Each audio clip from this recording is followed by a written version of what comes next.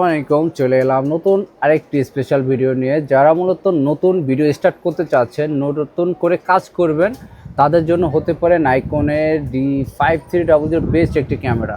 আপনি বলতেই পারেন যে এত ক্যামেরার ভিড়ে এই ক্যামেরাটি কেন কেন আপনি চুজ করবেন? যদি এই প্রশ্নটা আপনার জানতে হয়, আপনি অনেকের কাছে সাজেস্ট চাবেন, ভাই আমি একটা ক্যামেরা কিনবো, নতুন স্টার্ট করব, কোন ক্যামেরাটা নিব?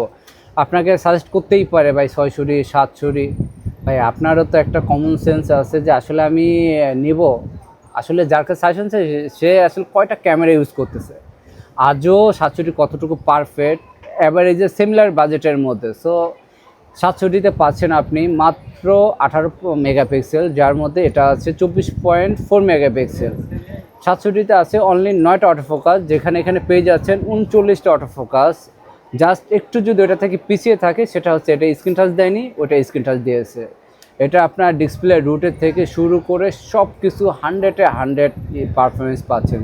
সো এখন ডিসিশন আপনার, আপনি কোনটা নিচ্ছেন। সো এই ক্যামেরাটি আপনার 26 থেকে 28,000 টাকার মধ্যে পেয়ে যাচ্ছেন। আপনি চাইলে 700 নিতে পারেন, চাইলে নাইকনের এই ক্যামেরাটি নিয়ে নিতে পারেন। আপনার পছন্দের যে ক্যামেরাটি, এখন ব্যাপারটা হচ্ছে আপনি নিতে চাচ্ছেন কোনটি।